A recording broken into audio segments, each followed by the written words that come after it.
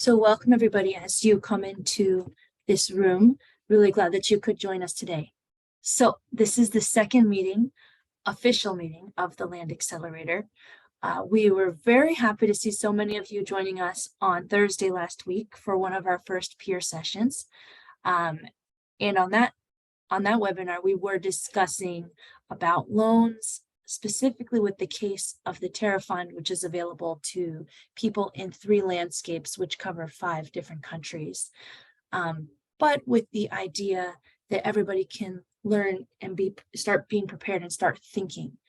So we're going to be going through, as we go through the Land Accelerator, we're going to work on a few different levels for people. So some of them are general awareness and concept building, and some of them are more hard skills that will then help you achieve those kinds of goals that you'd want to. So it's about thinking big, and then it's about making the actions to achieve those big thoughts easier. So today's session is about the AFR 100 and the role of entrepreneurs in the movement. So we're talking about today is a movement across Africa and hopefully across the world, but AFR 100 is focusing on Africa. We want you guys to be aware of the movement that you guys are part of. We want you to feel a part of the movement, be a part of the movement, and understand what that means for your companies, for the communities you work in, and for your land. Now, you already understand your community and your land, but how can we all together make a bigger impact? A quote that I actually learned from a friend of mine from Tanzania was, if you want to go fast, go alone. If you want to go far, go together. I would imagine that we can do both. Your entrepreneurship companies are growing and moving so fast, but together we can also go far. So that's what we kind of want to take a look at today. So the goals and objectives are to introduce everyone to the movement, let everyone know about a couple of different initiatives within the movement, not exhaustive, get on the same page. We also want to be quite interactive today. So we're going to have a bit of time for breakout sessions. We're going to have a bit of time for you to raise your hand and contribute to the group. So this is about building the group energy, and also sharing what your points of view are from where you are, from what's happening in your countries and in your communities. So we're going to be asking a lot of questions today. People are going to be raising their hands using that chat function, and people are going to be able to hear from other people and share their ideas. So this session is more about building connections between the two of you guys. So again, more people have been joining us. The interpretation is live, so select English or French from the globe. I think it's getting to be very useful. We do have the chat box open. Perhaps during our presentation, we can minimize the chat box use to be used for questions that we might want to have answered later, and also to be used for links that are going to be useful for you guys. That's just my suggestion. You can also make live comments and interesting things, but maybe let's not introduce ourselves during this session, just so that we have more time to see real interaction with the topics. Going from there, I want to quickly introduce Samuel and allow him to give a few words as well before we start moving ahead in our slide presentation. Yeah, thanks so much, Amanda. And greetings to everybody who has been able to join. Thank you for joining our second session, where we deep dive to look at AFR 100, but keenly also to focus on restoration movement in Africa. And the question we're asking ourselves is, what has actually been going on? Are you cognizant of the fact that you have been contributing to this movement? Is this something new? And again, we ask ourselves, then if it's not something that you are aware of, how can you be able to contribute to this movement? So I'm expecting this session to be quite exciting, because one of the common thing that brings us together here is the fact that all of us in one way or another are contributing to restoration movement in Africa. And the reason why you are selected is because you did actually prove that you are actually restoring degraded land. So it will be quite exciting to have this conversation. So mine is to be able to encourage everyone. Let's use the chat. Let's raise our hand so that we can be able to have a conversation and share what is actually happening in our respective countries, in our respective landscapes, and even at continental level in general. Good to mention that why we actually have this session is because it will roll over to other sessions that we're actually going to have in the coming days. If you are keen to look at the syllabus, you'll be able to recognize that one session leads to another, and another. Because today we'll be talking about restoration as a challenge. And I'm sure perhaps you have encountered a question where you are asked, how are you contributing to climate change? So today's session will actually help us even as we get to pitching, because when we are pitching, one of the slides that we normally develop is where we are talking about the problem statement. And I always tell the cohort, when you're designing a problem statement, can you relate that to your audience? And in this case, for the next couple of months, the audience for you will be us and together with other businesses here.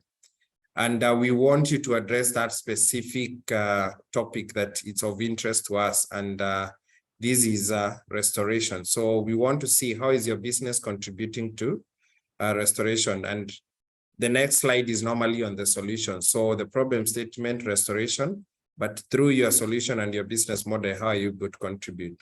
So this lesson is very keen. And again, let's make it as interactive as possible so that even as we get to that session, it becomes easier. Otherwise, thank you. And looking forward to this. Back to you, Amanda. Perfect. So the context is set. We're going to go through a little bit of information now that's going to get everybody on the same page before we get ready to ask some questions. And I'm going to invite Samuel also to interject at any time during these slides, whether it be for an additional comment or a break to ask you guys to comment as well. Perfect. So we want to get started by just sharing a little bit about the context, of course. Africa itself, as is the rest of the world, but Africa is also experiencing extensive land degradation. We have from 2015, so imagine it could be more so now, that 65% of sub-Saharan Africa's arable land is becoming too damaged to support robust food production. Of course, this is going to be a huge problem as the population across the world is growing. And one of the largest reasons of deforestation in Africa is due to shifting agriculture, which means that farmers are finding their land isn't working anymore and they need to move someplace new. We see that land degradation is costing African continent $56 billion annually. And again, that was reported in 2018. So the point of doing business as usual, of just being able to take advantage of the land, isn't happening anymore. We really need to find out another solution, which is why we've put out the call for applications, and we've found amazing entrepreneurs like yourself to come here. Just a photo to show us what is happening. You know, one example of land degradation. Could be very difficult to grow crops in an area like this, not only grow crops, but to have landscape, to have wildlife when the sand is falling all over the place. We see that Africa actually has the largest opportunity for land restoration in the world. It has 750 million hectares of land suitable for restoration. And you can see with the graphs there that that is more than any other continent. And so we are excited about this opportunity and that you guys are a part of this solution. It's not new. Land restoration is not new. There are different stories and examples that you can find on the website if you research it, or you might know of some communities that have banded together to plant forests on entire mountainsides. These things have happened. Different ways that farmers have been working to bring back trees to their landscapes that will allow them to plant other species as well. So we can see some pictures of landscape restoration here, and it's looking quite mature. However, we need to do more of it. So AFR 100 is a Pan-African country-led initiative that is made to bring 100 million hectares of degraded land into restoration by 2030. Of course, counting by the millions is amazing.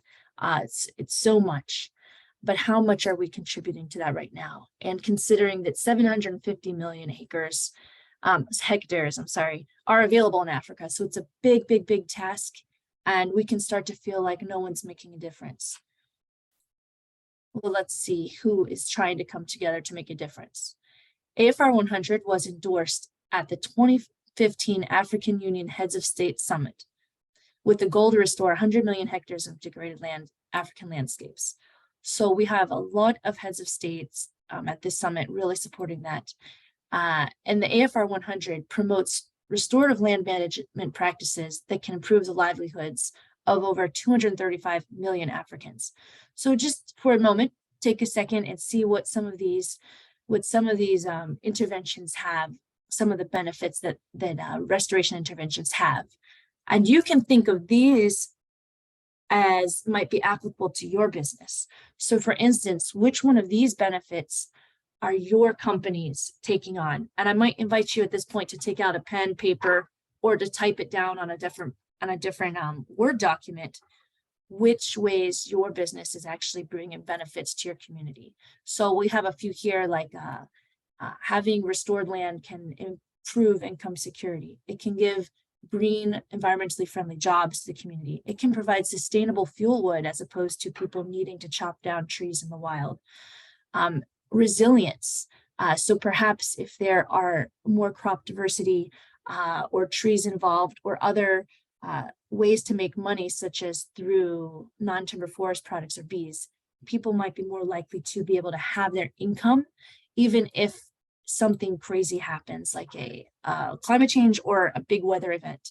We're also doing benefits for the world, sequestering carbon when you have larger plants that are staying on your farm or in your lands.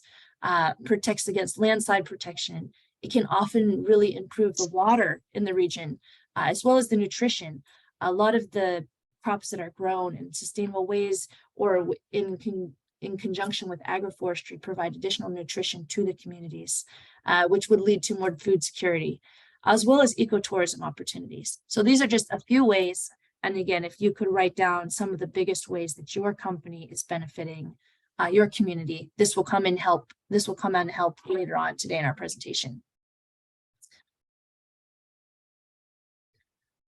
All of the partners that are involved in AFR 100 can also deliver substantial global public goods, which we're thinking when these lands are restored, it's going to be able to sequester 5.9 billion tons of CO2 by 2040.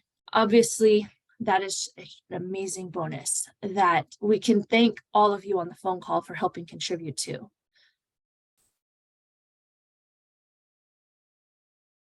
Again, on these slides, we have a few examples just to get people a little bit more on the same page, and you will be receiving these slides afterwards. But just to get people a little bit more on the same page of the diversity of interventions that help restore land on different land. So this chart is splitting it up by the interventions that are for forest land and interventions of restoration on agricultural land. Because the thing about landscape restoration is that we all recognize that land is used to feed people, and it's also used to provide habitats and ecosystem benefits like rainwater and carbon. So it's about finding that balance, and it's about making the most of the farmland that we already have.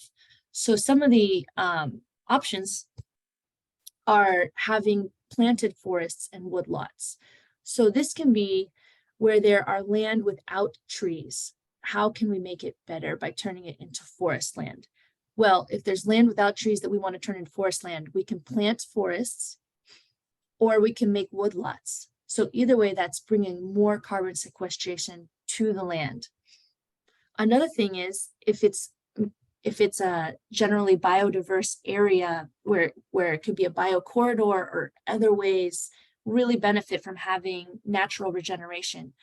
Sometimes farmers and communities can help the lands regenerate themselves by protecting them, not letting people cut down the trees. And so natural regeneration is another option. If the land is degraded forests, we can enhance the forest by planting additional trees there. Let's see.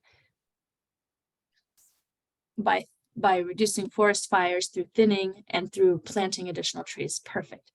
And now we're getting to some of the interventions on agricultural land. And so again, we just want to help everyone here be aware of the terminology so that they can see where their company fits in, and you might do various things. If the land is under permanent management by people, so again, different land ownership options here. Agroforestry can be a great way to bring more carbon protection and more climate resilience to your farms.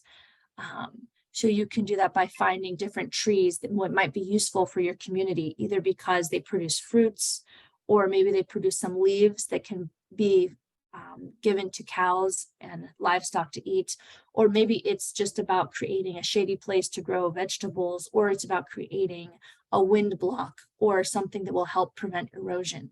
So all sorts of reasons why agroforestry can be really beneficial to your community. Next, we have additional. Now we're on just intervention number 5, improved fallow. So I'll need to read a little bit about on that. Establishment and management of trees on fallow agricultural land to improve the productivity. This can extend the fallow period with the knowledge that eventually this land will revert back to agriculture. So perhaps there is land that people aren't using and you can plant some trees on it, grow them. Perhaps they're trees that can be beneficial for your community. And then you can, once the land is better because of all of that. And again, this is very science-based. So you need to know in your community what you're doing. I think a lot of you guys do. We're also talking about protective land and buffers. So a lot of times there's very, very special areas that need special treatment. So for instance, on the coastlines, you might need mangroves if mangroves are native there, but they've kind of been cut down. The importance of regrowing mangroves is amazing, as you know, in protecting against the what do you call that, hurricanes and any kind of wind or weather movements, and even rising sea levels. So mangroves are amazing to provide benefits that way. We've got many, many companies and organizations planting mangroves across Africa, and I'm sure there's more needed. And also watershed protection and erosion control. So number 7, a lot of times this can happen closer to rivers or lakes, but there's no need to really grow cropland right up until the boundary of the rivers and lakes when a lot of trees and replanting can really help manage that area better against floods and erosions. So we do see a lot of companies in Africa that have watershed protection and erosion control as a part of their companies. They might have different agroforestry systems on the general part of the land, but work specifically around rivers and lakes to do ecological restoration. So these are important and very interesting different ways. Maybe I want to see if Samuel might want to present this next slide just to give us a different voice. Yeah, thanks so much, Amanda, for sharing that. Yeah, so certainly somebody might then ask what has actually been going on in Africa. And yeah, indeed, Amanda, you did talk about AFR 100 as a movement that started way back in 2015. And a question that we normally get in this sector is what has actually been done. And at this particular moment, certainly I'm happy to share what has been done. And I see our colleagues from the African Union have joined. So Teko, feel free to as well jump in on this slide.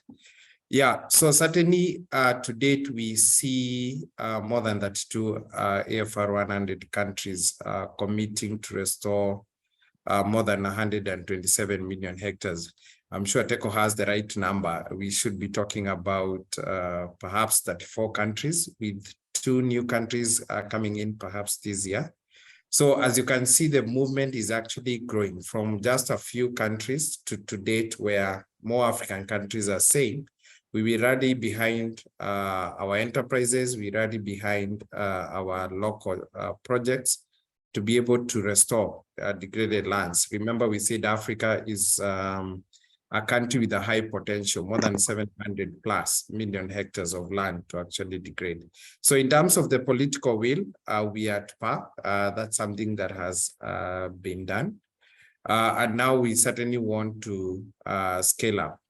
But even as we were on phase 1, that is between 2016 and 2021, we did actually recognize that more needs to be done, and especially where we need to support people like you in this call, the enterprises, but also to be able to support other local projects, talk about the CBOs, talk about forest associations that are there, or even local NGOs that are actually doing an amazing work in terms of restoration.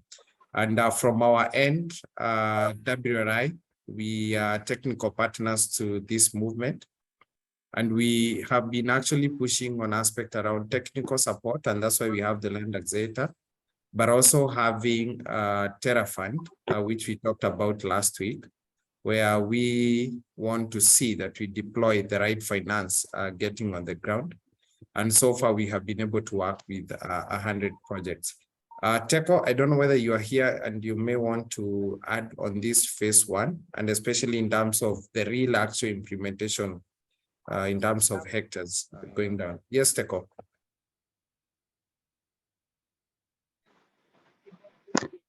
Thank you very much, Samuel, and good evening and good afternoon, everyone. So as far as the AFR 100, we are now sitting at 34 countries. I think since then there were 2 countries that joined in Zambia, and now the Kingdom of Lesotho. So overall, the work of the AFR 100 complements the other initiatives that we have in the continent. We have the likes of the Great Green Wall in the Sahel, and then we have the African forest landscape restoration, which is us, and then we have other international challenges such as the Bonn Challenge and the New York Declaration on Forest.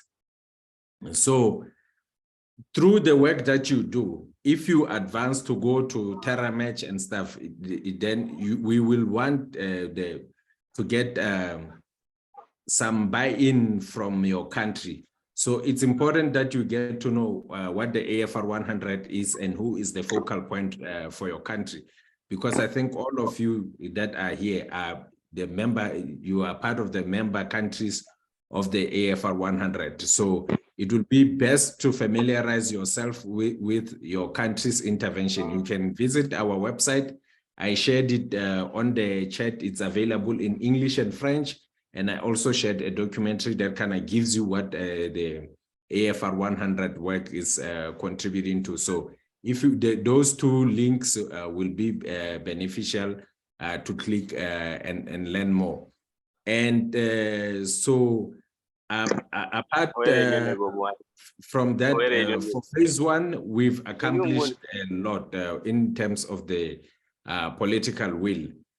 This is the initiative by Africans for Africans to say we have all this land that needs the restoration, and we ought to be able to restore it on our own.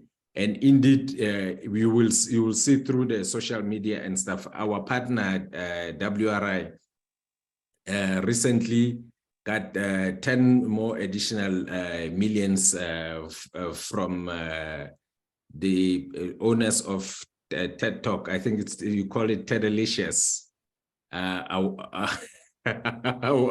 award. So the implementing partners, both the African Union Development Agency and WRI, are doing all that they can to make sure that we address the issue of land degradation and forest landscape degradation in the continent. And we equip you with the likes of the Land Accelerator and TerraMatch with the hard financing opportunities for you to be able to undertake that restoration on the country level. There will be other opportunities aside from the Land Accelerator and TerraMatch, and you will get to see as you follow when we share. Sometimes some of you, it might be even the much as you are an entrepreneur, you find that there's a policy brief or some consultancy that you can do in your country that you can assist at the country level. So there are plenty of things, and we hope you will enjoy this journey with us. Thank you. Thanks so much, Tekwan. Certainly we will get there where we are asking then how can this cohort be able to actually contribute to this movement. Yeah, so phase one, we are done with that. Maybe we can go to the next slide, Amanda. Next slide. Yeah, so when we are done with phase one, now we are looking at phase two. And yeah, so here we are. And with phase two, certainly we want to scale up what we have actually been doing aggressively. And here we are looking at working with enterprises, but also local aggregators. And these are projects that are actually working with SMEs. And we have different offers. Next.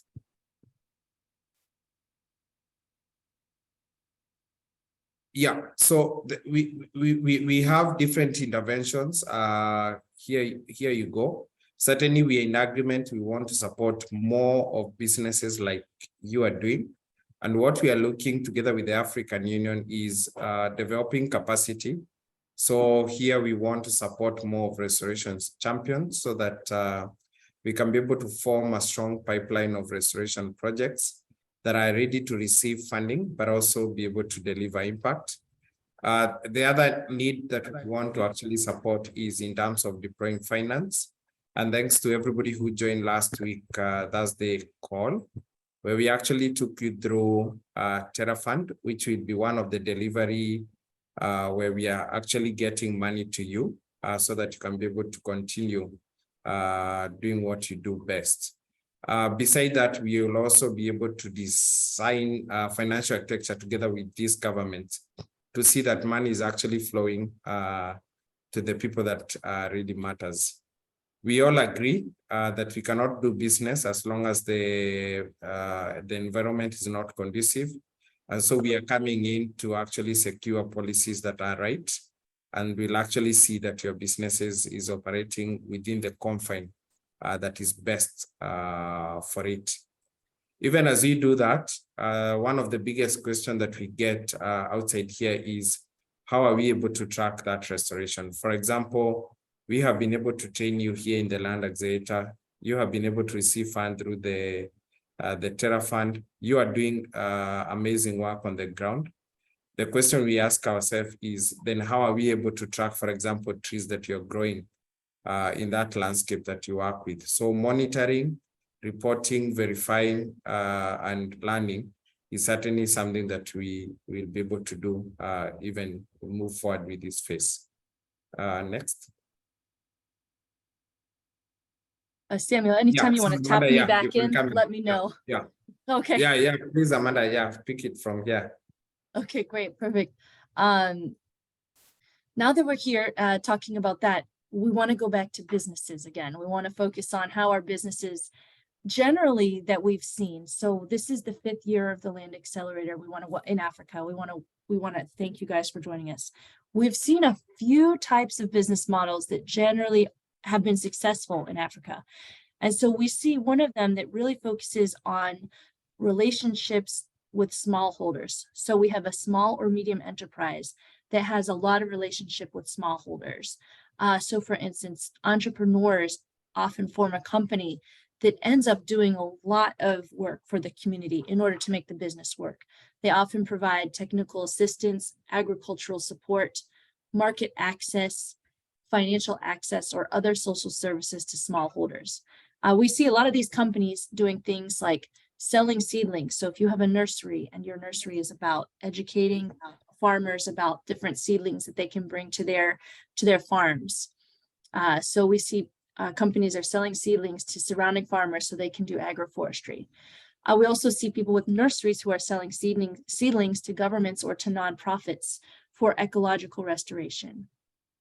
We see companies that exist and they're aggregating the outputs of a lot of smallholder farmers. And so a lot of these aggregation companies are restorative because they're encouraging the farmers to grow agroforestry trees. So this can be selling non-timber forest products such as fruits, maybe it's some leaves.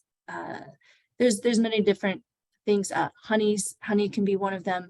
Some nuts if it's a cashew tree. So we see people bringing farmers together to get these trees onto their farms, but also to get money into the farmers' pockets. And we also see that some companies in the Land Accelerator actually use their access to their land or concessional land that they now have control over to restore that land by planting fruit trees or timber trees on that land. So these are a few business models that we see that are active, and your business may or may not fit into those sectors because there's way more types. These were just a couple of main models that we've seen. Why is it important? Because people often have their business models. You might have your business and not, realize that it's restorative, or you might be talking to other people and they might not understand how it's restorative. And so we're looking to give you guys a few, some vocabulary so that you can share your impact with other people. Some of our average restoration small, medium enterprises that we work with here at the Land Accelerator generally work with around 200 smallholder farmers. Of course, that can change. Some people are getting started and they're working with 10. Some people are starting to scale up, they're working with 50. And we have some companies that are working with 5,000 smallholders. So on average, we would say 200. They're working on 50 hectares of land. And of course, this can change as well. Some people are working on 5. They are really just getting started and making an impact that way. And some people have business models that reach, portions of the country, like entire counties. We have business sizes of around $50,000 in revenue to around 400,000. And of course, we have plenty of people below that and above that. And we have different land ownership. Our companies have a whole lot of different land ownership possibilities, from the land being owned directly by the farmer, or no, by the entrepreneur, or perhaps it's an entrepreneur, like we said, working with many farmers who own their land. It can also be a long-term lease or a concession from the government. And we also have some people who are working on communal owned lands as well. So that's to give you a little bit of a lens into the kinds of companies that we have at the Land Accelerator. Next, even though everybody on this call is a business, so maybe you might be used to thinking about business, you might be used to thinking about how do I make money. Oftentimes when the sector is thinking about restoring land, businesses are not the first thing that comes to mind. Little mention of the private sector in the restoration movement. Well, we are all looking to change that. It says a lot of times restoration is still an informal sector. And sometimes people think that land restoration is an aid, like it is just philanthropy. Some investors think that investing in companies that restore land is a risky investment. However, we would like to say, and you guys are proving as well, that restoration actually generates a lot of positive externalities, and it's basically the only thing that's going to work, because if we keep ruining our lands, the productivity is going to go down, and that's not profitable. That person, sorry about that. Some people accidentally unmute themselves. And we see that large commodity companies often generate raw materials, but that these companies, if managed correctly, these what do you call this, commodity companies, can be restorative. So we're talking about, you might see examples in the cocoa space, in coffee, where it's not necessarily restorative, but if you can get agroforestry and start to do shade grown, then it can be restorative. So it's all about how you do your business. Going back here, at WRI, we have identified 2 pathways of restoration. We've identified that there are community organizations and there are enterprises. So of course, here today, we're working with enterprises. And the difference is, enterprises exist to earn revenue for their products and services. And sometimes in order to grow larger, they really need to find loans and equity so that they can jumpstart the problem. Because you can't really make a difference if you don't have some resources to change what you're doing. And again, we're looking at people who are engaging a lot of smallholders. They are engaging their smallholders to store more carbon and improve food security. And then the other way that we've seen is working with community-based organizations, and they actually can create benefits that are not available for the market. So, it might not be profitable to reforest an area in an ecological way, but philanthropists and community members see a value in it, so they join together to make it happen. They seek grants to invest in their community. So both are important, and we need everybody's support in order to get this done. Let's see. Now we're looking at the opportunity of restoration enterprises. The opportunity can be that there is a core value proposition to its customers. Many times the customers care about land restoration. So if your customers care about the sustainable use of land, then we need to make sure that that comes out in your messaging. Many customers or people that you're selling to recognize, and yourselves, that environmental degradation is incompatible with the growing demand globally for natural resources, and that sustainable land management is an actual commercial opportunity because those who manage their land better are going to have more yield and therefore more profitability. Different companies that we have work on one or more points along the value chains, which are seen at the right. And there is still sometimes limited funding for the founders to build their skills. So again, some of those sectors that entrepreneurs are working in are creating sustainable wood, timber, and fibers to be used as constructions, to be used as firewood or pulp to make paper. We also see non-wood forest products like trees making fruits, cacao, nuts, crops and livestock. We are improving the fertility, the yield of the land, and tourism as well. Just to bring this together, what we have done so far with some of the funding that we've gotten with AFR 100 is we've deployed $15 million in funding in 6 months. This was in 2022 to 100 projects and enterprises in these countries in green that you see on the left. It was in 27 AFR 100 countries. And these projects will be growing or restoring 20,000 hectares, and they will be growing 26 million trees. So we are very excited about the impact that this funding has had. And you might know that we are doing more funding this year in 3 specific regions: Rift Valley in Kenya, Ruzizi River Basin, which is at the border of Rwanda, Burundi, and the DRC, as well as the Cocoa Belt in Ghana. So we're very excited about those collaborations in the future. And that we are really looking to mobilize $2 billion. We being the consortium of partners with WRI, with African Union Development Agency, as well as our other partners. You can definitely read more about this. There's a link, so you'll get it later. So this is a whole movement that we are building. And the thing is, the movement is built with restoration actors at the center of it. So it is meant to benefit people like yourselves that can efficiently restore land. In the case of businesses, because you guys have a profitable business model. So here are additional movements and restoration initiatives that we have across Africa. And we're going to have, excuse me, we're going to have perhaps a speaker coming on a little bit later today to speak about the Great Green Wall. I do see a hand up. So Rowan, I'd love to invite you to ask your question. If you can unmute yourself. I'll give you a second to unmute. Yep, there you go.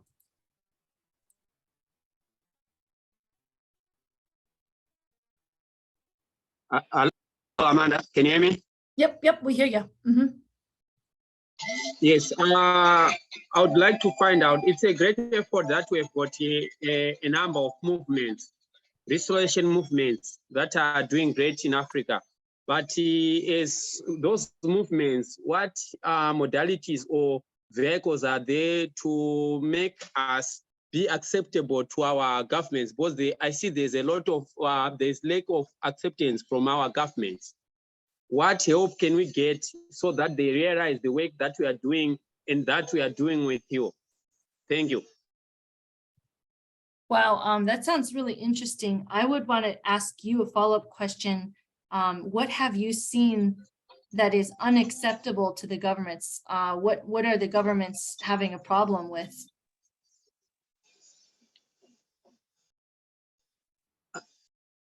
Yes, Rowan. In our case in Zimbabwe, if you try to engage the government office, they won't recognize you without any form of like, I would like if we can get some formal letter or acknowledgement that we are working with you as a movement, and we are doing what we are doing is for the good of the country. Because they will be suspicious on our interventions on land. Sometimes they think it's political when it's not political. Our only advantage is I'm from the same village, so I've got stakeholders who believe in what I'm doing, who are people from my community. They know I mean well for the community. There is no political involvement. Of course, the government is always skeptical about outsiders being involved in restoration or community development without going to the. I think, yeah, exactly. Thank you for raising your hand, Teiko. I was going to invite you to actually respond to that question. I think it's a very important topic. Teiko, were you raising your hand because you had a response in mind, Teiko?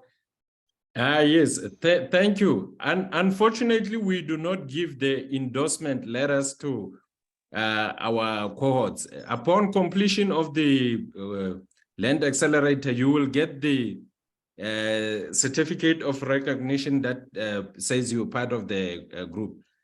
All the African countries, we've had cohort members from the past who are from Zimbabwe, and they had not had the problem. So you should check in with the focal point of the AFR 100. The focal point is the person who knows the initiative well and knows both the African Union Development Agency and the WRI and all our other implementing partners, IUCN and the World Bank. Thank you.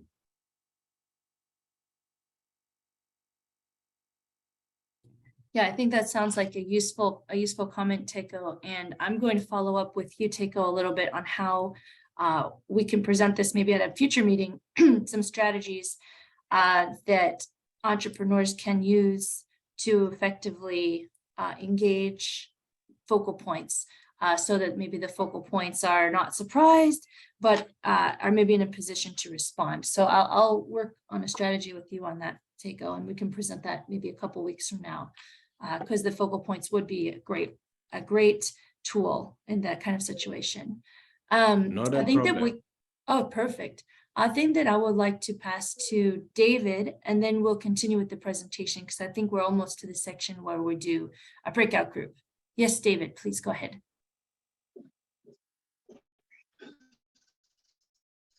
Yeah. Thanks very much for sharing a lot of information that you have passed us through.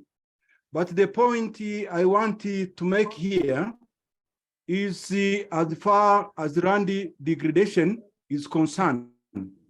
You have mentioned that the shifting cultivation is one of the key areas that contributes to land degradation in Africa. I agree with that. But I was like curious to hear what other causes that are contributing to land degradation apart from shifting cultivation. For example, in my context, there are a number of activities that are going on, like, for example, deforestation, mainly because of farming, construction.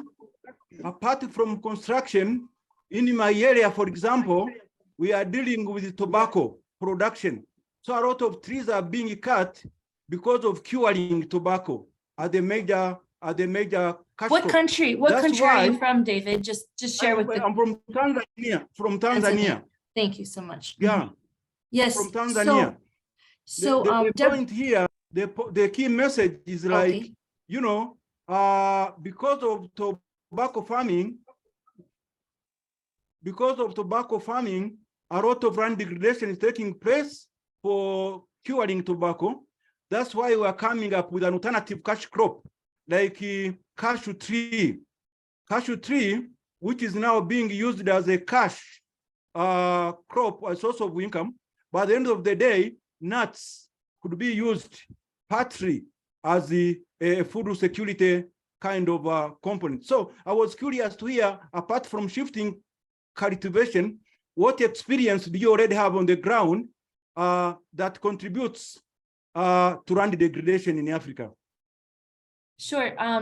I know that WRI has published research where they've actually gone through and figured out what are different causes of deforestation in continents across the world. So I can push that on the chat box later. I don't necessarily have that in my mind, but you are right that there is more than one cause for sure, and deforestation for biomass is definitely one. And there's other ones as well. So I don't want to say it, but I will be looking for that link a little bit later because it is one of my favorite blog posts to reference. So I might think about adding that to this deck also. Thank you. I think that we're going to continue with the slides for now, and then we can have some more discussions a little bit towards the end. This now we have in French because we want to be kind and recognize our French colleagues as well. How can entrepreneurs do their part in the restoration of terres of land in Africa? I can try and say this, it will be fun. Comment les entrepreneurs peuvent-ils faire partie du mouvement de restauration des terres en Afrique? Very fun. Well, we have a couple of different ideas for you, and of course you have your own as well. Obviously, innovation. Folks here are here in this accelerator because they're doing something that's different than business as usual. Business as usual might not be working to restore land. So then we have another thing is investment.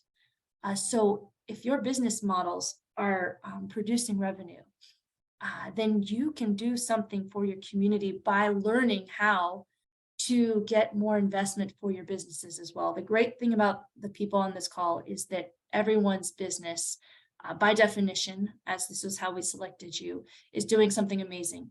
So when you improve your business, you're actually improving everything. So we want to help you figure out how to get more investment. And I need to go to the English because I don't understand the rest of them. So we have an English slide, I believe, here, which is you can also contribute to the movement by having clear restoration objectives and understanding how that fits into the restoration movement. So that is going to happen to everybody when we have, I'm going to leave that there. Sorry, so just understand your restoration objectives and make sure that you can present that on your webpage to your clients, to your team members, because that will really encourage them to keep working with you. And also you can have clear targets that measure impact and evaluate how the activities are contributing to the movement. So later on in the Land Accelerator, we are going to have a whole session talking about your environmental and social performance indicators. So for now, just know that when you are keeping track of those indicators, if you are right now, that's great. If you're not, later, we're going to talk about it and give you, help you guys identify your own key indicators and how you can measure them, that is contributing to the movement. Let me go to my next slide here. We wanted to ask you guys as well, what can be done to facilitate your contribution? And we had a few answers that we received from 2021 companies that they were looking for support on workshops on tree management and maintenance so that they can physically do their jobs better and have less losses. They wanted access to reliable source of information on finance, which we're trying to address on our last webinar and a couple more coming up. Extension services, that might be great for your AFR 100 focal points. Species suitabilities to different regions where they work. We wanted public-private partnerships around land resourcing, resourcing land to implement restoration activities. How can we get more restoration on government-owned land, for instance? People were interested in carbon credits, learning about them. So we're going to be giving you a session on carbon credits a little bit later this month, so look out for it. It'll be on a Thursday. It's coming up towards the second half of May. And people were interested in receiving a blended approach to finance because restoration can take a while. So very nice to see some of those suggestions of how your what kind of support could help you grow larger. We have that in French as well, so our slides, you'll be able to read them. And I just wanted to leave you guys with a couple of impacts from the entrepreneurs who've participated so far. Our entrepreneurs have annual revenues combined of $29 million.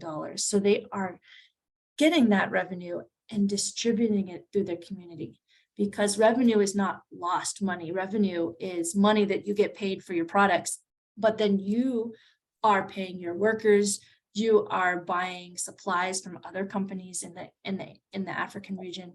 So these are revenues generated for Africa. And our companies have raised $10 million.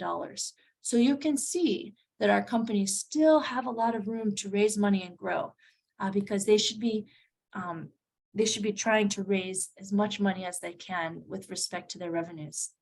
And this was reported from 142 Land Accelerator alumni from the years 2018 to 2022. We also see that our almost 200 alumni are restoring almost 200,000 hectares. So that's about 1,000 hectares for each company. And they have reported planting over the life of their company 19 million trees. So this is a lot of contribution of businesses to restoration in Africa, and we'd love to see more through you. So we do have a link, and we'd love to capture your ideas of how you guys are contributing right now.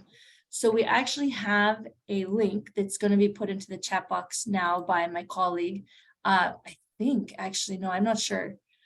Let me take a break. I see if we could talk a little. I see that Samuel has put in the attendance form. And so right now we're going to take a little bit of a breather. We're going to look at the attendance form, and we're going to get you that Menti link, because I don't think that my colleague was able to get it. Sorry, Fabian, I didn't see your message before we started today. So I will get the link in like 3 seconds and put it into, oh, nope, you do have it. Oh, good, Amanda. I do have the link, and we actually don't have the attendance form in the chat right this minute. We'll do this Menti first, so we don't have 2 polls going at once. Let's, perfect. Focus on the one that Amanda just sent, and then we will do the attendance form shortly. Perfect. So everybody go to the chat box, open it up, and we're going to start answering a couple of those questions. There are just 3 questions. So I'd really love to see a bunch of people answering these questions right now live. And I wonder if my colleagues, Thasian or Fabiana, or Samuel can open it up and see if it seems like it's working as well. Just give me a quick note once you're able to do that. It is working. Okay, perfect.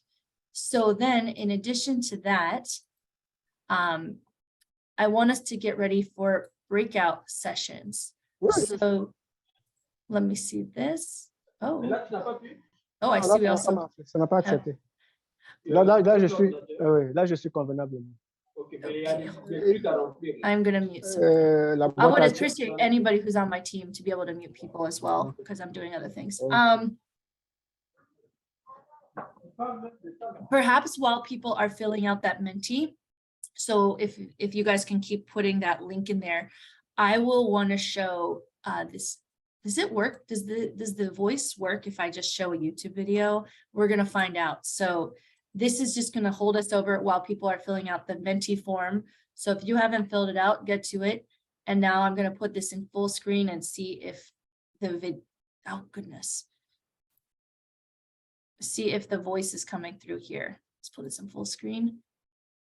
And if Fabiana could just confirm if you hear anything once I start playing, because I don't know if we will or not.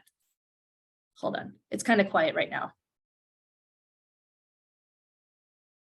Fabiana, can we hear anything? I'm not hearing anything yet. Oh, you know what? This is a really long video, so I think actually. There is no sound, Amanda. Okay, so what we're gonna do is you have the access to this video, which is pretty awesome in the PowerPoint presentation. And so if you want to watch it with your team members, or even it's really cool, you can watch it with your family. I watched this awesome video.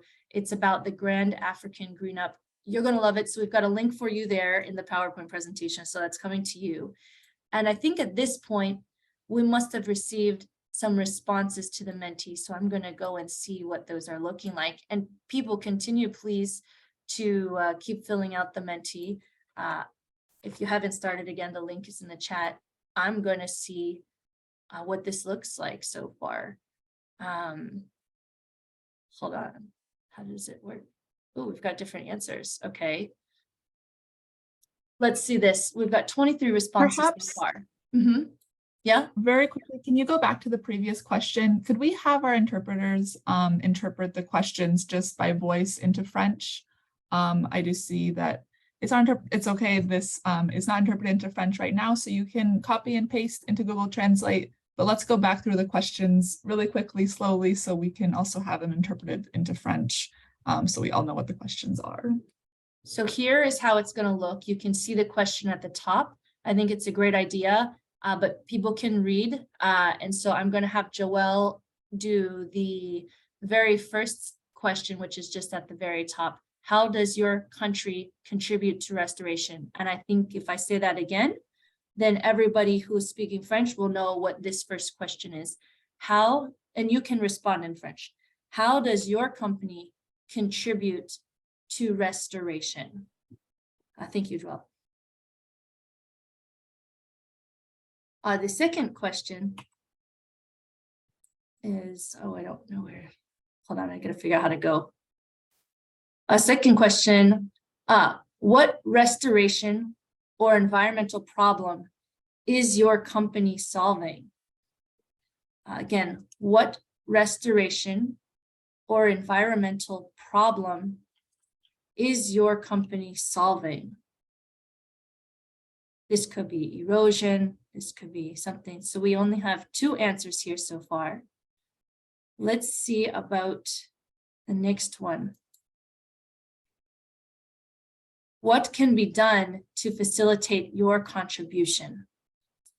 So I am thinking that I might need to change something. There might be a reason why this is not working. So I'm gonna see what that is, because most people can usually go to the second question. God, settings, here it is. Presenter pace, audience pace, okay. So maybe now people can go to the additional questions, I'm not sure. So let's just go through what the first one was then again. The first question was, how does your company contribute to restoration? And I'll just read through a few of these. People have established a commercial forest in rural areas where there has been massive deforestation. Planting trees, creating urban land efficiency, avoiding lateral expansion of cities into rural areas, which is causing deforestation. Propagating fruit trees for our planting and selling to community members. Biotechnology root wrap that rehabilitates soil and feeds the tree. That sounds awesome. Tree planting and energy conservation. We use land, we use degraded land that we use to produce legumes. Then we also plant fruit trees on the land. So legumes is an amazing way to bring back degraded land. We use poor lands to restore the production of vegetables. Then we plant fruit trees on those lands. Thank you, Joelle. Thank you. And thank you for all of our French participants for sharing some things there.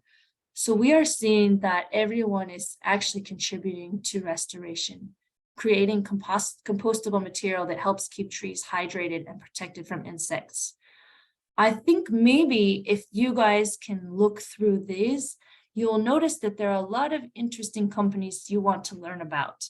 And so this is getting us probably excited for the breakout session that is coming next. Let's see the next slide and how many people have been able to answer it. Here it is. What restoration or environmental problem is your company solving? And you can see people are responding, writing answers as we speak, 44 so far. Let's see what we have. Whoops, I don't know how do I see it? Oh no. Says 44 answers. Oh geez. Oh geez. Well, I'm not really sure why it's not showing it. So let me just keep going and see if it will start It to show says it. press enter to show answers. Does that Oh, work it for does? you? Okay, let me try and press enter. Sorry, I couldn't see that. Yes, it worked for me. Thank you. It was covered by one of the Zoom boxes. Thanks. Addressing soil fertility, addressing gully erosion, deforestation for charcoal and firewood, addressing overgrazing and tree cutting. These are amazing problems that you guys are solving or addressing. Let's see, watershed destruction, deforestation. Let's see, anything else? A lot of deforestation, of course. Boosting soil fertility, agro-organic matter and biodiversity. High chemical input use, addressing the problem of low production and productivity of agriculture. So you can see a lot of amazing contributions here, problems that are being solved. And then we go to the next slide where, hold on, oh, goodness, there it is. What can be done to facilitate your contribution? It's another way of us saying, what needs do you have? And we've got 13 answers so far, and this is a harder question to answer. So let's see some of the answers that we have available now. People need help in sourcing more seeds. Again, goodwill from authorities and policies and incentives that encourage restoration. We're very happy that in partnership with AFR 100, WRI is also working on a policy accelerator, which is an accelerator for policymakers in different governments across Africa. We're not in 33 countries yet there, but it's something that we are trying to address as well. Need some technical assistance in how to produce briquettes. They need trust by financiers so that we can show our work properly. So that one about trust is what we're trying to do through AFR 100 through our loans to 20 companies last year. And we'll be making more loans in specific landscapes this year. And just to reiterate, we are trying to build that trust by being a first lender to many companies, and then we will be able to showcase the success of the repayments and the growth of the businesses. So it's very interesting to hear mentorship, guidance, building warehouses to store farm produces. That's what a business will do. organizing our company financially and marketing. Yes, we're going to have sessions around that. We're getting more and more answers coming in. We've got 28. We had 13 answers when I started. So there's a lot of things here, and we're going to be able to take a lot of these suggestions and make sure that we are able, as a Land Accelerator community, to address as many of those as possible. So I just want to thank everybody for participating in the poll. And I think that I will go back to the presentation here. And let me see. Ooh, it looks small. Does this look right to you guys? It does look stretched or small in Let some me way. just try and reshare this. It's very strange. Stop share. That was just obviously a bug because I'm clearly on right. Let's see what happens this time. Share screen. Gonna make it large. And it's still kind of looking weird, isn't it? It's looking okay now. We can, it's not full screen, but that's okay. Oh, page unresponsive. I got a page unresponsive message. Okay, now. Yep, my Should we- computer's crashing. Look at the sad face. Samuel, do you wanna- have the slides open? Can you try something on your screen while I'm trying to pull it back up? Because I think you do have it open, so I'm going to try and pull it up, but I think you also have it open. I'll need to open as well, no? Okay, sorry guys, it's just technical. It's available in English and French. So the Francophone colleagues who can watch it in French, they don't have to watch the English one. So they can go on the chat and copy the link for French. Oh, perfect. So that's about the video, about the video link. So we'll also be sending that video link out later. Perfect.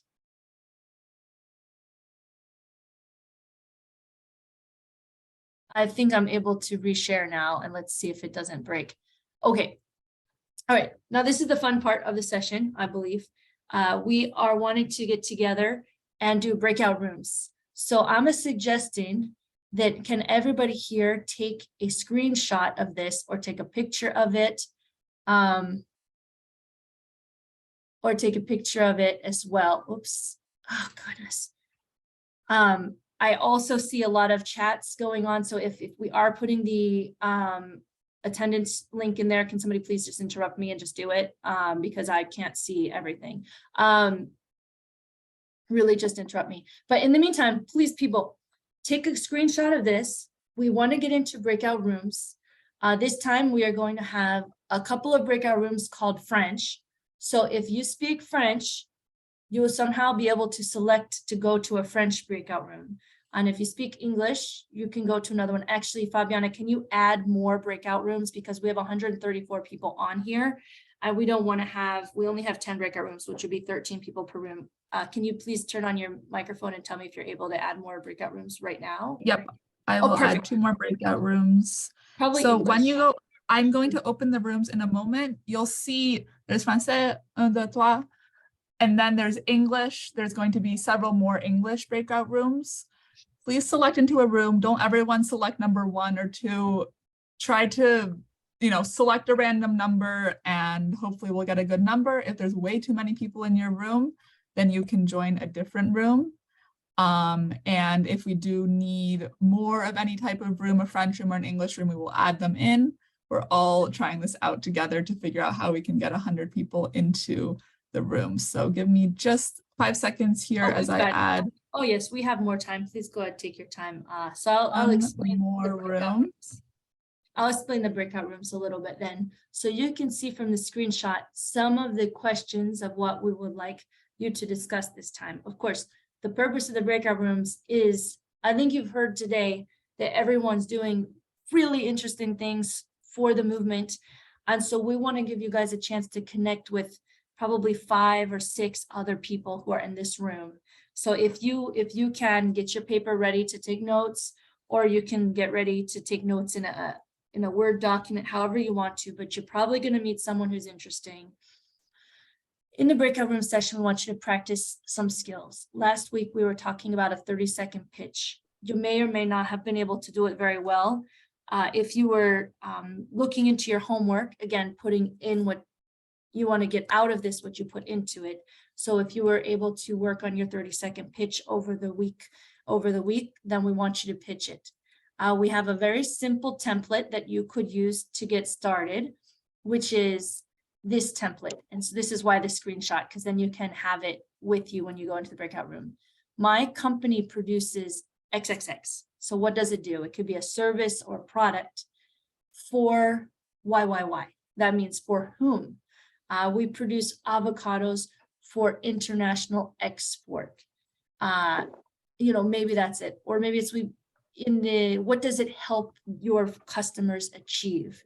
Maybe it's organic avocados for international exporters, which helps them market organic produce. It's much more healthy. I'm not sure. So this is just a template. It could be we produce sustainably sourced charcoal for the community of, Narok, and it helps them to feed their families and heat their homes without deforestation. Examples, right? So get your example. And then a second topic is, what are some KPIs that your company keeps a track of? KPIs, key performance indicators. Are you guys keeping track of how much charcoal you sell? Is that able to be transferred into how many trees you kept from getting cut down? So different KPIs, different things you keep a track of. If you don't have any right now, that's okay, but just be ready to mention that in the breakout room. And then a third question that we had, and you can just do one question, go around, do the second question, go around. Third question is, what do you see happening in your country around restoration? Do you see any government support? Do you see any successful land restoration companies or projects?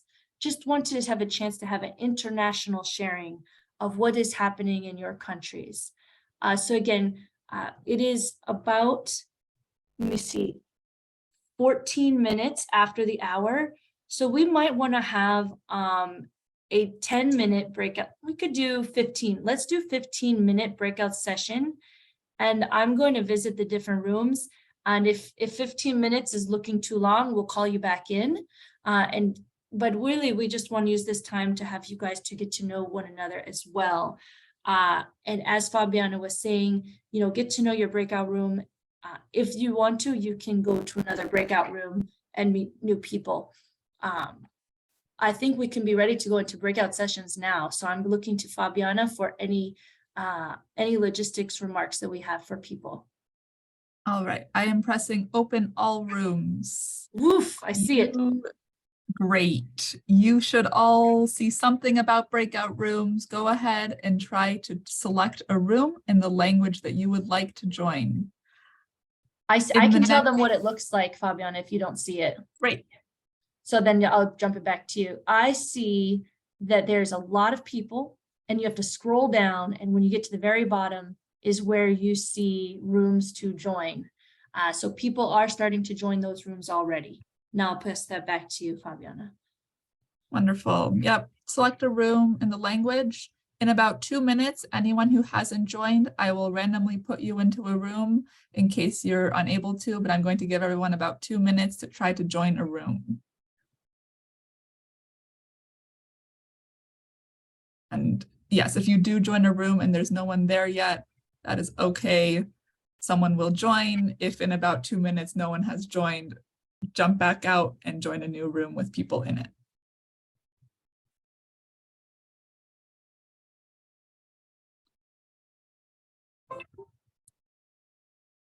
You should be seeing a pop-up on your screen about breakout rooms. If you're not seeing that, I'll assign you to a room randomly in a minute.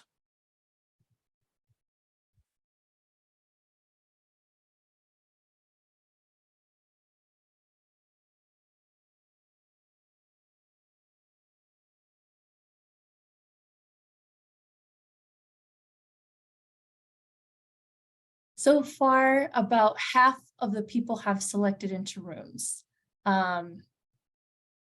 Yeah, I'm seeing about half, 70 people still have not selected into rooms. Yes, Amanda, how can we join the room? Because we are not seeing, for me, I'm not seeing a On, link. on the Would- bottom of the screen where it says start video and interpretation and whatnot, if you don't see a breakout button, there's a three dot menu called more. Underneath that, it says breakout rooms. You click that, it'll pop up and you get a list of rooms. Oh, thank you. Thank you so much, Lumi. Every room has people in it except French 4. I'll say 4. 1, 2, 3, 4, yeah. Yeah, you did it. But there's still 70 people in this room. All right, I'm gonna start randomly assigning people into rooms. Hope it's the right language. I can try that too, Fabiana. Do you want to start at the top and I'll start at the bottom and we'll just be assigning? Good to me. Okay, great.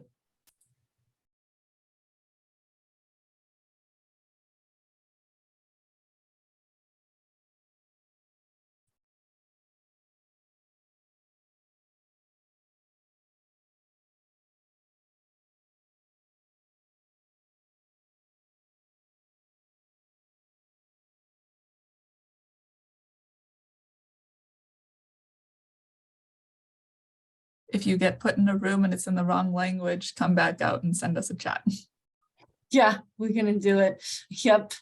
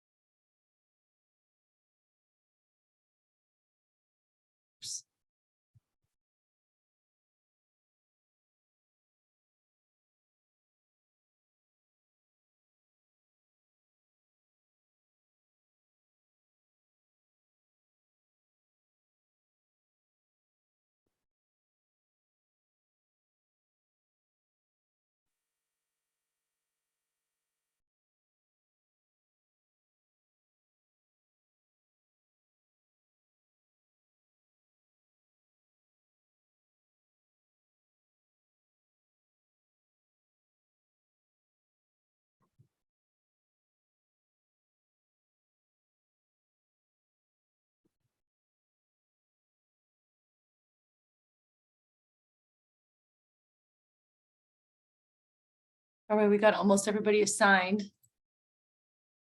All right. We can maybe try a different technique next time, who knows? I think there's We'll try three something. options. We can try the third option next time and then we'll know which one works the best. This was better than the one I did, probably. I mean, better than the first one, let's put it like that. I think the labels Ina- helped. How many people are still in this room? Like, oops, let me stop sharing my screen. Then I can see probably 36. So if you're still in this room, yeah. Mhm. Oh, If you're still in this room, we probably assigned you to a room.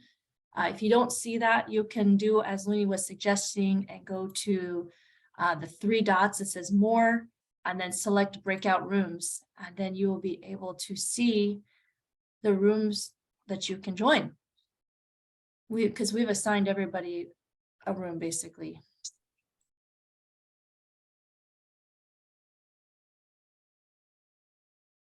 Mine is on the 3 dots. No, the option for joining a breakout room. So if you what click is on, your name? I'll try to assign you. it's Dennis Chichawe, sorry. Find fun finding him in the list. I found him. Let me move him. I found him already if you didn't. I'm just gonna move him to a different English room. Okay, Dennis, maybe you got a pop-up window at this point, maybe. Amanda? Yes.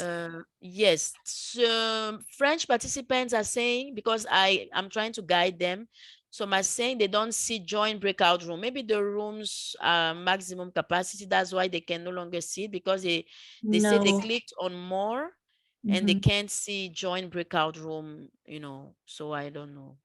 I mean, everybody except for 36 people have moved, so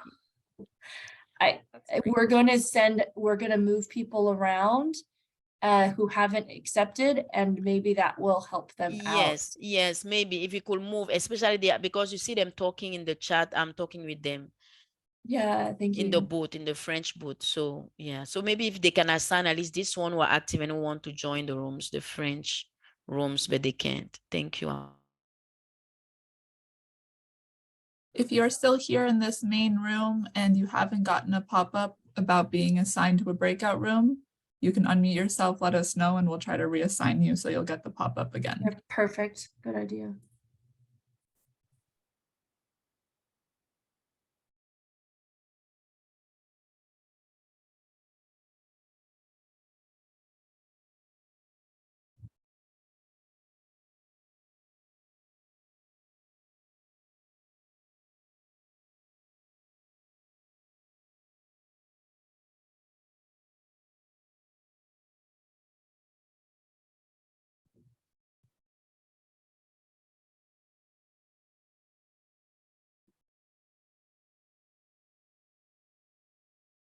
I'm just going through and removing people. How about you, Fabiana? I'm moving people who haven't joined so that they maybe get the update. Oh, geez.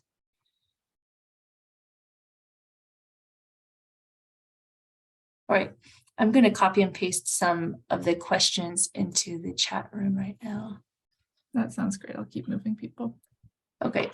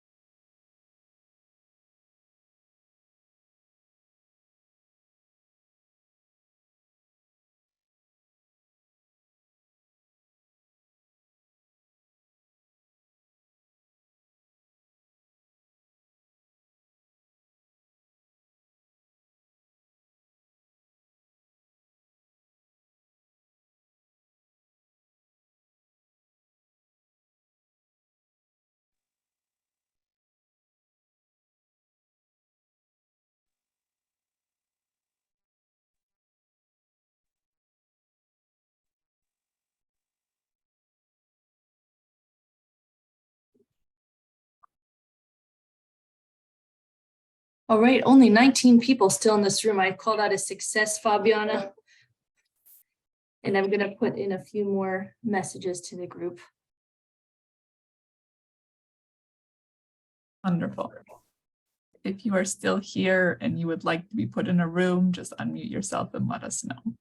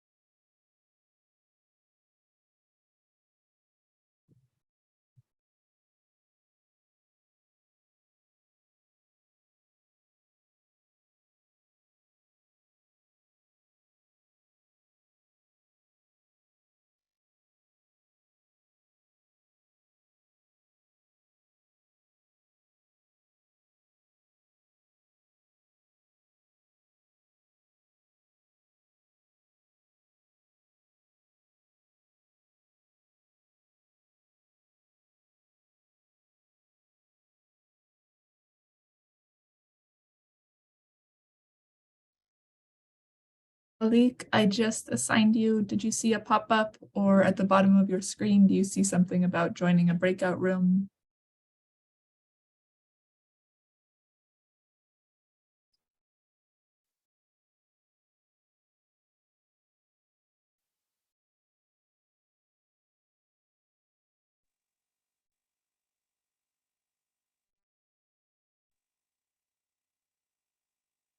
All right, I'm gonna join one of the breakout rooms just to see how it's going.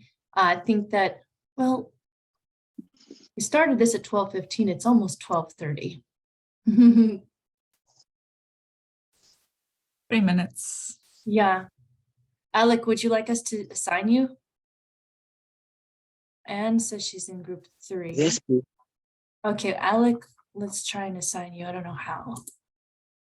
Put in a waiting room report. Nope.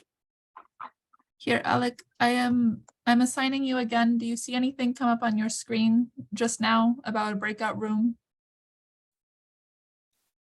Or do you see 3 dots at the bottom of your screen? Local and also and export market. Then in terms of recycling, we have a biogas where we use waste from the factory. Waste from the factory, we use it to use.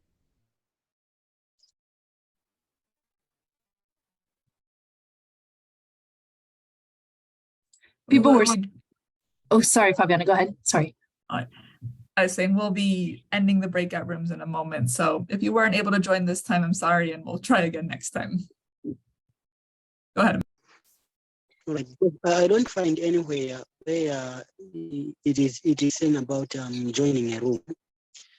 But Okay. We'll try again next time. Yeah. Because at this point, we're done with breakout rooms. I'm sorry about that. All right.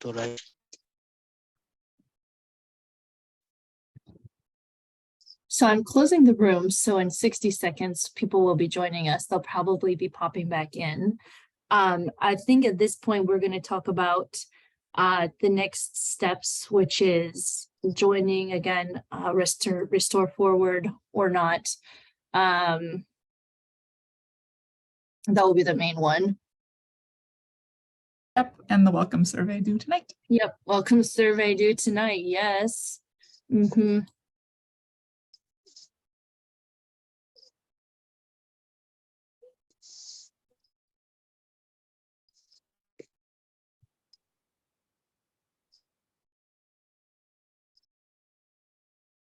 As you're coming back in, if you have not already filled out the attendance sheet, the link is in the chat again. You can just fill that in quickly to mark your attendance.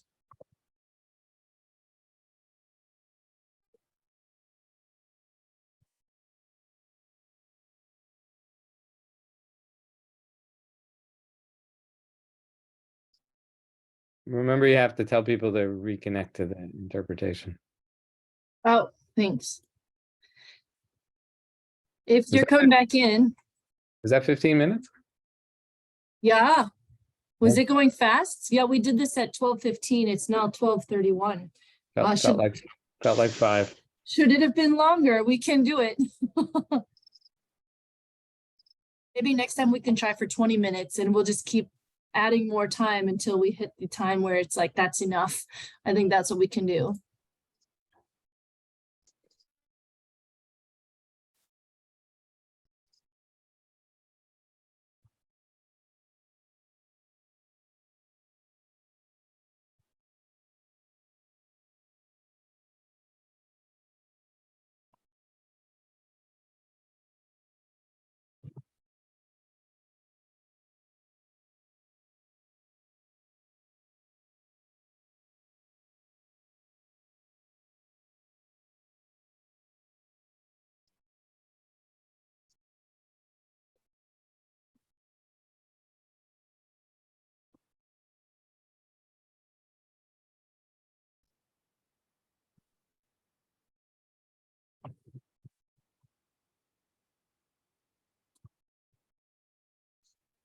Okay, I think that we're all back here now.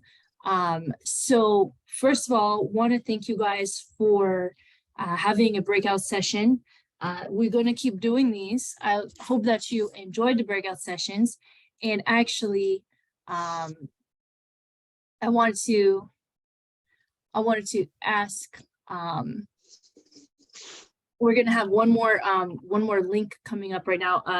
Could I ask Fabiana to talk, just because I'm creating a really cool poll that's coming up next. Fabiana, could you present to them about the how far the baseline survey has come along, maybe how many people's responses we received, and that this is the last day of it? Could I ask you to report on that, Fabiana? Absolutely. So many of you have filled out your welcome surveys. Thank you if you have already. I'm putting the link here in the chat for anyone who hasn't accessed it yet. And it is due at 11:59 p.m. tonight, whatever your local time is. Please take your time to do that. We have had, let me see, I think we have about 87 complete responses, which is wonderful. Most of you have filled it out. We only need one response per company. So if someone else in your company has responded already, don't worry about it. And that is the welcome survey. So please do fill that out by tonight. If you have any issues with it, you can email me. I see a hand up. Is it about the welcome survey or a different question, Matthews? Sorry, the hand was, I raised the hand before we started. I wanted just to say, I think the time was too short on the breakout room. It was a networking thing, so the time was too short anyway. That is great to know. I think, yeah, we had others think it was a little too short, so we'll try for longer next time. That's great feedback. Naomi, do you have a question?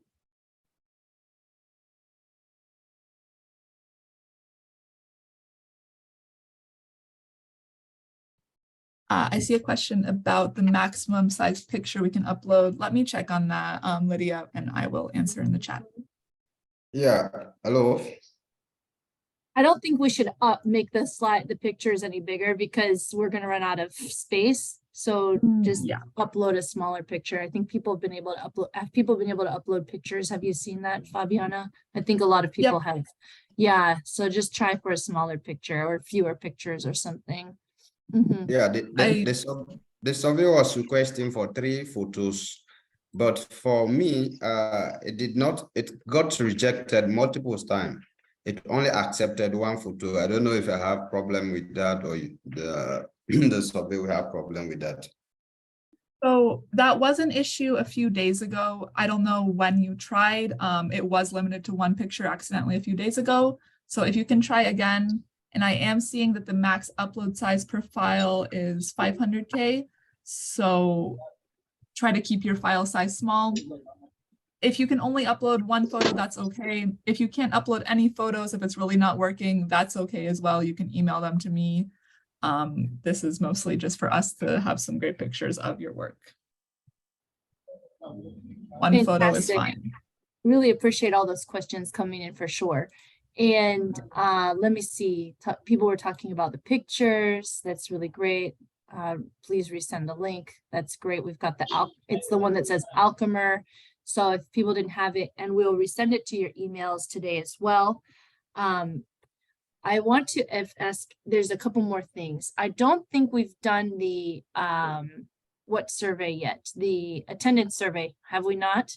So we did? Okay. So people can scroll up and find it. Okay, perfect. It's in the chat. We'll send it again. Send it again. So there's a couple links. And then, so we're kind of wrapping up.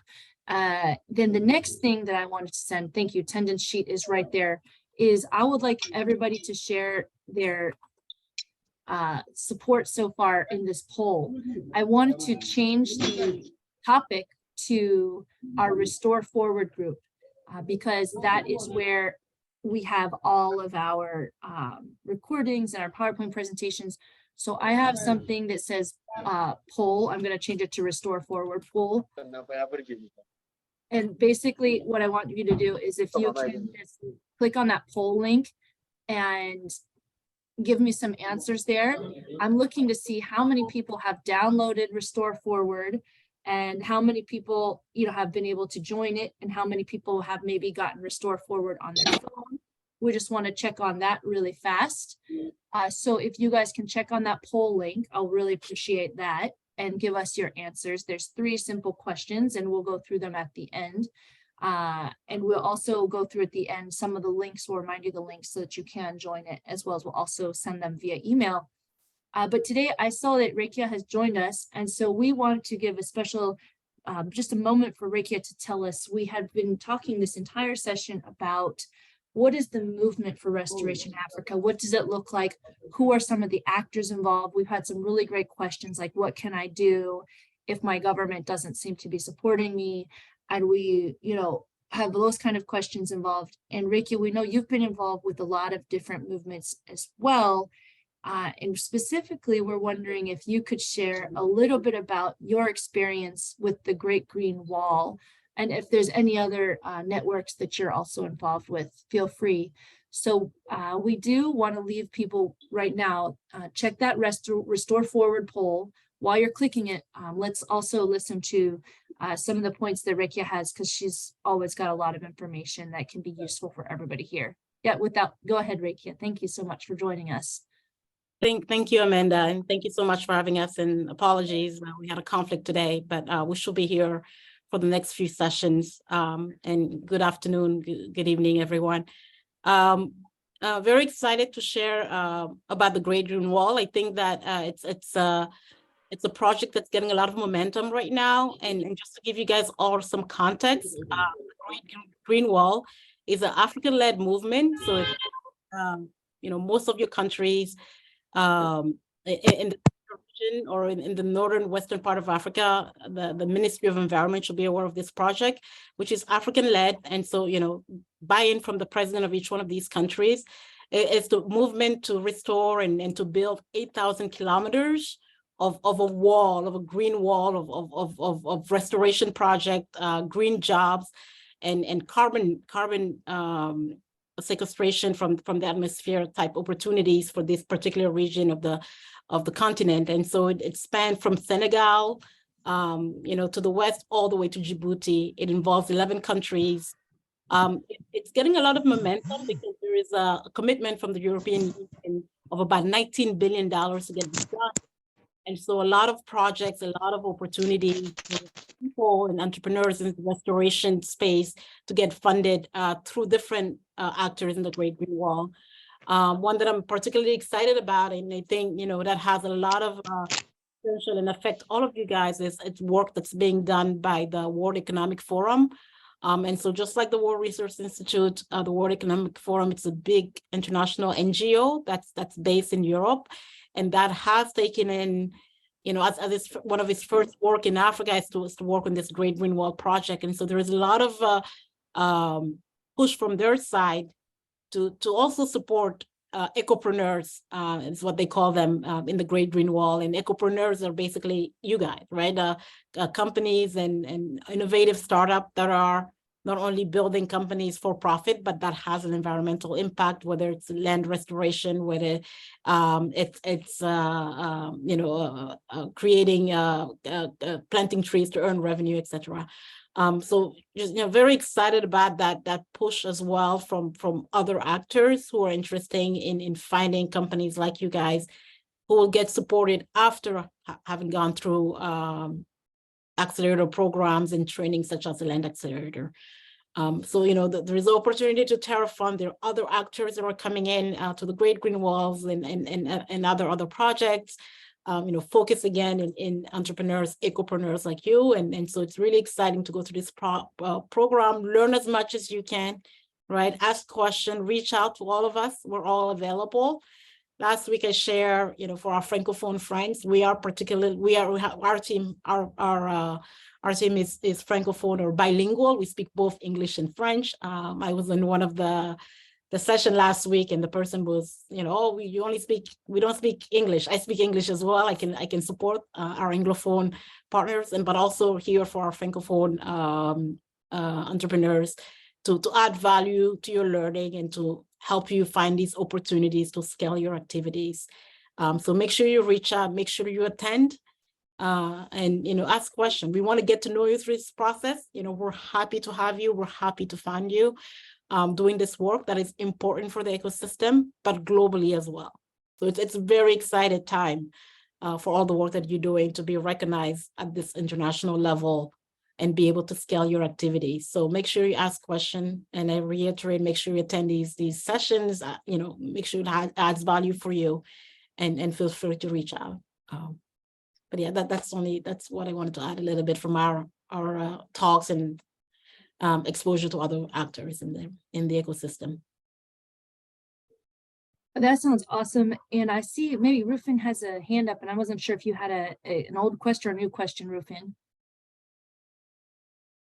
Just want to always recognize people who have their hands up because there might be some interesting points they want to share with us. So Rufin, if you've got a question, go ahead and unmute yourself. And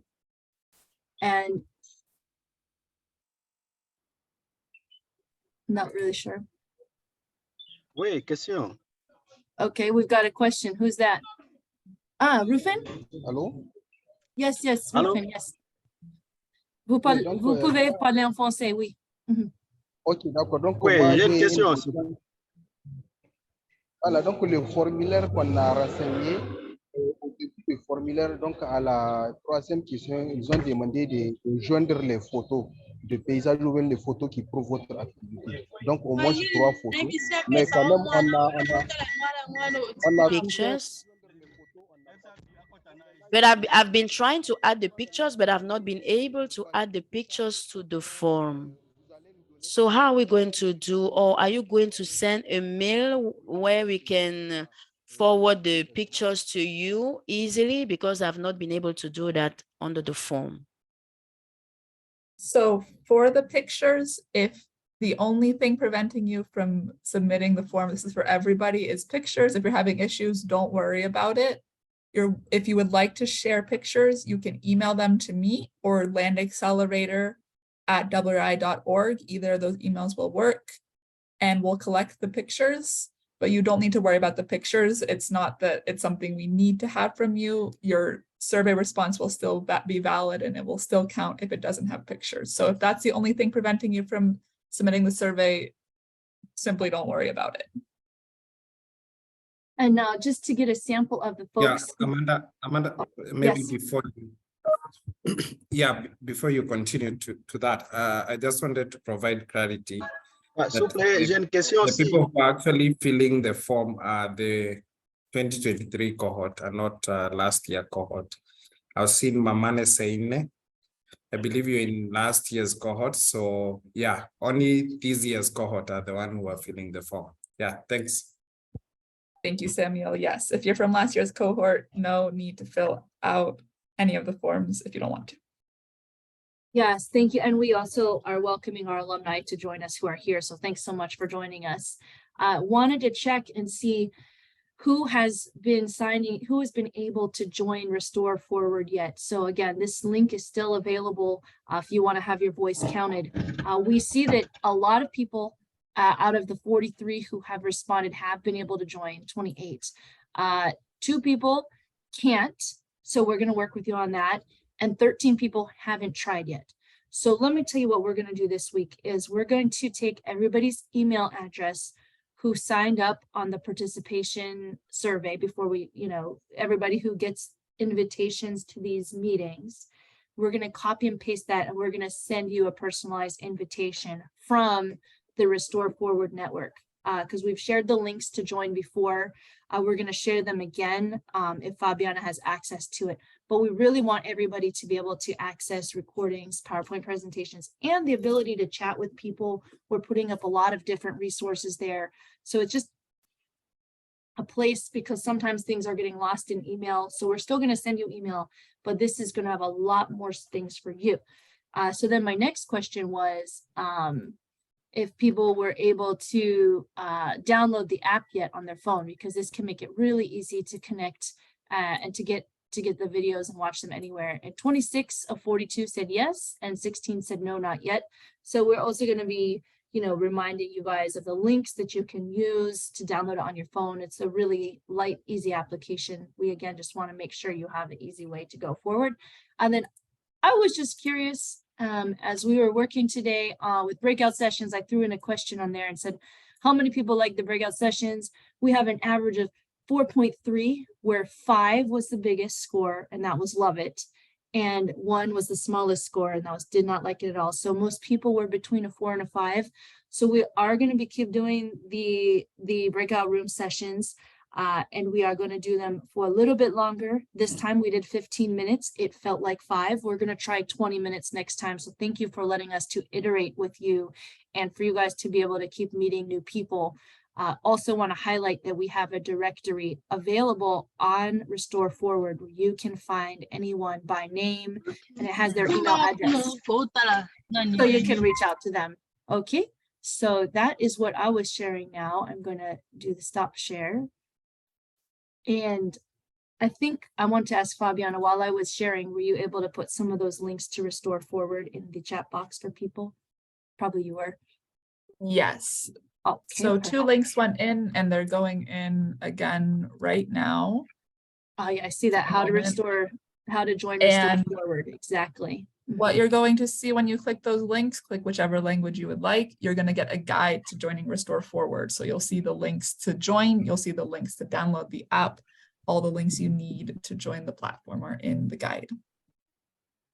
And let me see, we had another announcement that was related to communications today as well. We are launching today a WhatsApp group for this entire group. So if you want to join the WhatsApp group, we're going to have a link. We're going to put it in the chat box pretty much now. I don't know if someone has it ready. If they don't, I can find it as well. But I It's think there. we got it. It's All in the right. chat. So we have the WhatsApp group. So join it, click on the link. It's never been easier. Again, we will put this WhatsApp group link on Restore Forward in case you can't get it right now to your phone.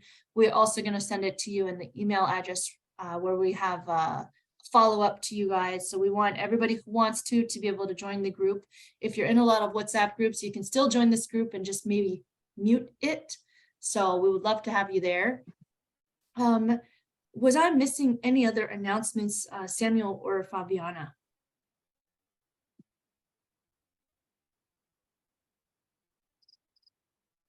I heard an actual cricket. Well, I like I think I heard a cricket. Maybe it was on the, I don't know. So yes, Samuel, I see you've unmuted yourself. I also heard the cricket. Yeah, nature. Yeah, so the attendance sheet is on the chat. Yeah, so everybody can actually sign up.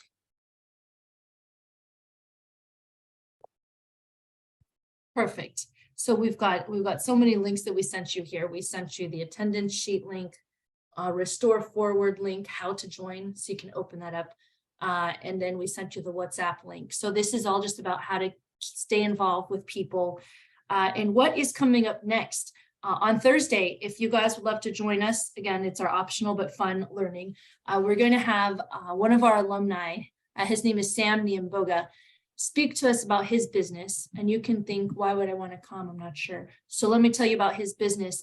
First of all, a lot of people find they like to come just to be exposed to different business ideas. So his business is primarily working with gum Arabic, which is coming from the acacia trees. And his company works largely in the northern part of Kenya. And something that's really interesting that he might be able to speak with us right now is, unfortunately, for many of our colleagues, there is a war in Sudan, but right now that means that a lot of his buyers are really scrambling. So you can hear a little bit of an update about what business can be like when there's, what do you call this, like tumultuous situations. So I think that's an interesting angle that we're going to get to hear, in addition to how he's working to improve the lives of his gum Arabic collectors. And also he has just launched a brand new value chain to his company, which is sustainable charcoal production. So you can hear about maybe some of the techniques that he's used to work with his government to get approved to actually make charcoal. Because I believe maybe Samuel, you might want to talk about this a little bit more as a preview about the policy landscape in Kenya. Are you more familiar with it living there?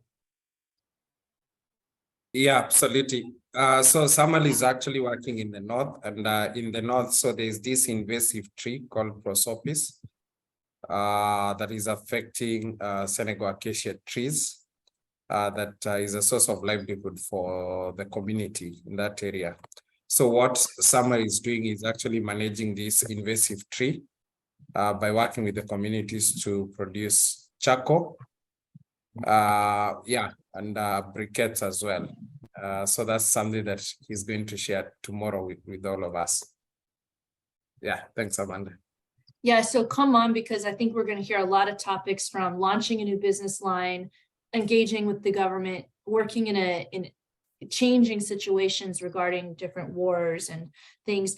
So I think that that's the kind of stuff we're going to talk about this Thursday, and we hope that you'll be able to join us, especially if you've been interested in, you know, how to make sustainable charcoal, or what does exporting look like? How can we even export to, you know, how do we get big enough to export? Who's going to how do we find people to export to? So this could be an interesting session. Thanks for your encouragement, Chloe. We're very exciting.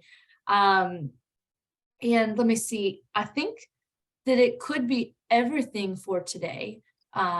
I don't want to say that, but it looks like we might have finished 7 minutes early. So yeah, we even had more time to do longer breakout sessions. So we will be building that into the future. I do see David with a hand up. So David, did you have a question? And also, if anybody else has questions, you can put your hand up now, because a question you have is probably a question other people in the group have too. So it's just helpful for everybody. I think David might have put his hand down. So it was an old hand. I have lowered my hand. I don't have any questions so far. Yeah. Yes, go ahead, David.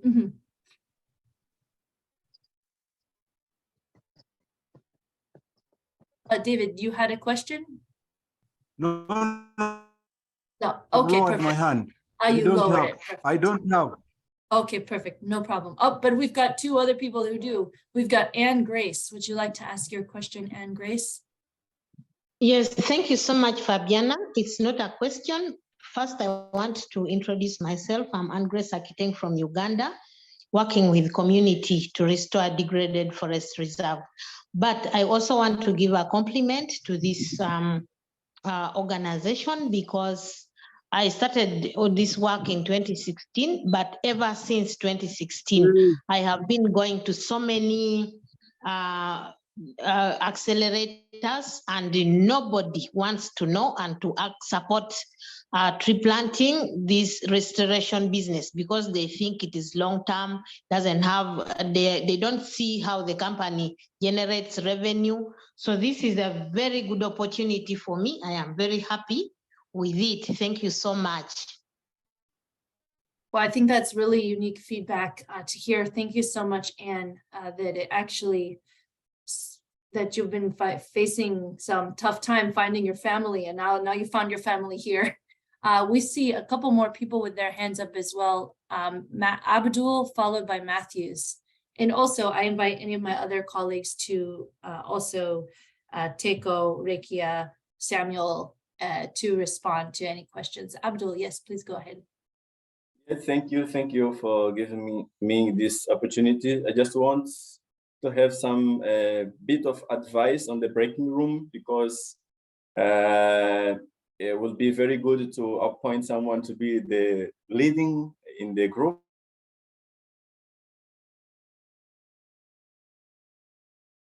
Yeah, that's a little hard to do because there's so many breakout rooms. So we would hope maybe people can be leading the rooms themselves, but you bring up a really great point. We were there for maybe 3 minutes and no one wanted to. Well, I give people, so this is a training thing. Maybe we can have a training around this. Like if we give topics, people just have to go for it and do the topics, because there's so many people here, 140 when we started the breakout rooms. So we don't have enough people, and there's really no way for us to assign leaders. So we just need people to step up and be leaders. I think that's a really great point about a need for one of those groups. So maybe we'll do a short training on that ahead of our next group, and really just lean on the community here to lead the groups as well as something that you can do. So like some people have that strength. And so we want to invite people to have that, who have that strength. to come forward when they're in those little breakout room sessions. Just say like, hey guys, I'm going to lead this, you know, like I'm going to get us started with questions and we can go from there. So that is a really good need. And we will just make it a norm for the group that people can start to use their leadership, because basically everybody here is a leader. I would see Victor with the comment or question. Victor Odai. So, sorry, before Victor goes, maybe I can maybe Yes. lean in a little bit now on the alumni, right? We have 140 because there are a lot of people from previous classes who are attending and keep attending, you know, for opportunity to keep learning, but for an opportunity to also be on the top 15 this year.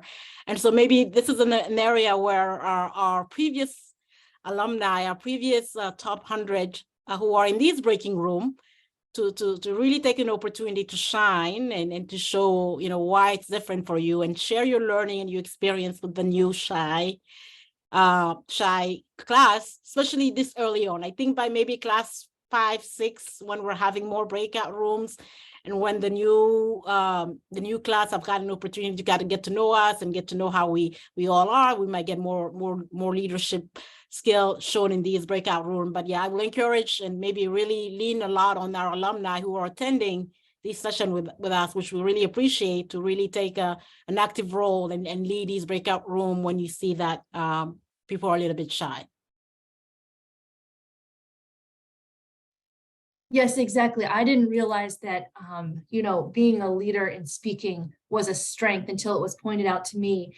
And ever since I learned that, literally, I've taken that as, you know, like my charge in life. So maybe even just getting that experience or getting that mindset of, hey, I can lead on this call. I can lead on this little breakout room. It's just a small gift that you can provide to everybody else who's in the room with you. I think it's a really important point. So I really want to thank Matthews for bringing that up. And I think we've got officially 1 more minute left, so we can perhaps close with Victor. Victor, what kind of question or comment do you have for us today? Yeah, hi Amanda, and the surname is Uday, not Odai. Oh, thank you. Okay. Okay. Please, it's about the survey. I didn't get to fill mine last week because I didn't get the email. So I don't know. Probably we should just check with what's happening. You know, Victor, can because you put your email in the chat box and we'll be sure we have your best email in our list. Oh, okay. I'm going to do that now.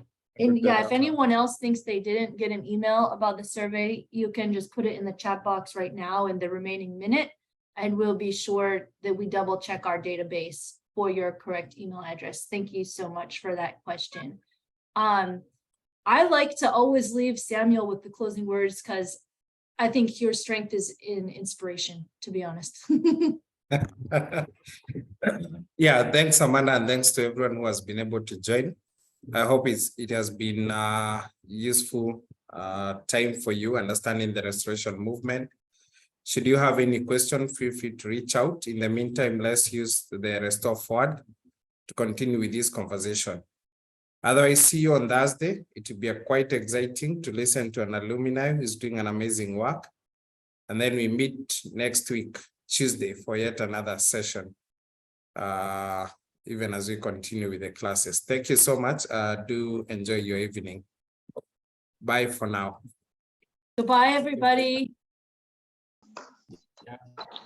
Bye-bye. Thank you. Goodbye. Bye. Very much.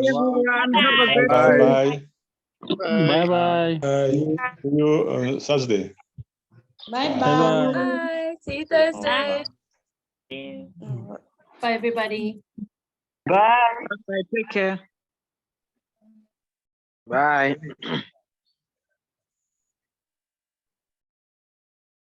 Bye. Bye. Bye. Bye. Bye.